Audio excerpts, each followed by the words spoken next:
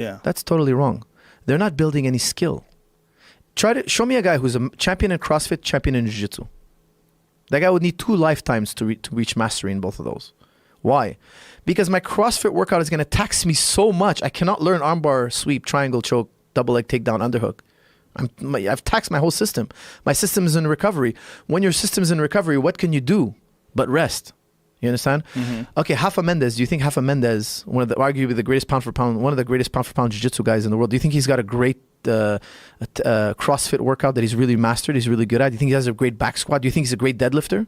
Doesn't look like it. No, he doesn't. Believe me. You think Gordon Ryan? He's a great Olympic lifter. No, they're always going to be at an amateur level in the fitness world. Why? Because if they were experts, they would have taken so much from their jiu-jitsu. Like look at George. He does gymnastics. Okay, and I'm the one I twisted his arm a little to put him in gymnastics. Why? Because I thought it would give him tremendous benefit because of the amount of, first of all, they use a lot of body weight, so it doesn't cost us anything neurologically. Body weight exercises are very easy to recover from. Body weight exercises are very easy on the nervous system. They use leverage instead of weights. Plus, the stabilizer strength is unbelievable. So, and of course, I wanted coordination. I felt George was a little bit stiff, mechanical.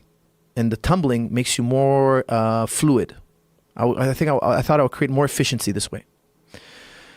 So we get him there, and there's difficulties, okay, from A to F. We're still at A and B, and he'll always be at A and B. Maybe he'll touch C in his career, but he'll never get to F. You'd have to start really young, and you'd have to do it full time.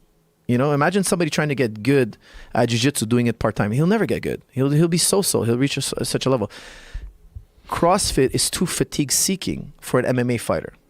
Now, if CrossFitters followed, if they just followed that 70% rule, they could, and periodically went to their max, periodically, as opposed to every single workout, go totally out.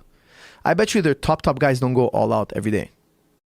I bet you if you watch what their top guys do, they taper off the workout. They make the workout between 70 and 85% of their true max, and they work volume. And then closer to competition, they go higher in intensity. I guarantee you that's what the best CrossFitters do. There's no way that the guy who goes balls out every day is going to add up as much workout and as much training time as the guy who's going 70 to 85% of his max. There's just no way.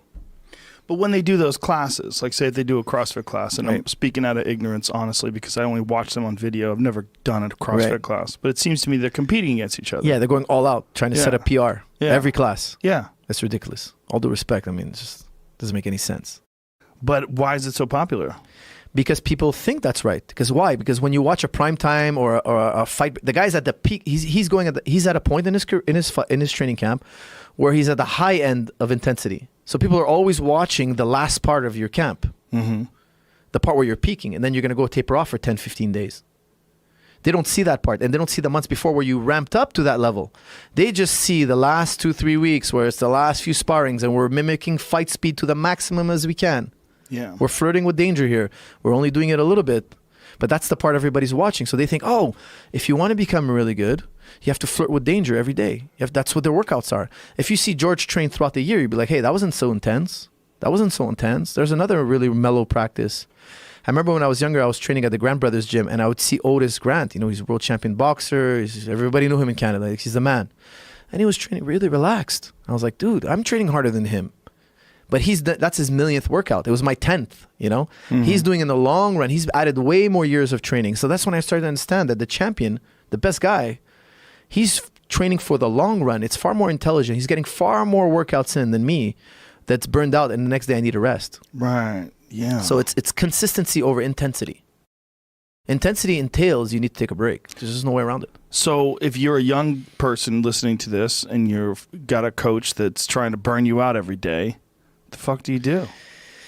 I don't know. If you go into the gym and go, you know what? I was listening to Faraz Zahabi the other day, and Faraz is saying you're a retard. Here's my you know, when I roll with guys, I think they feel when I grab them, I'm grabbing them gently, and they realize it. And I'll let guys pass my guard.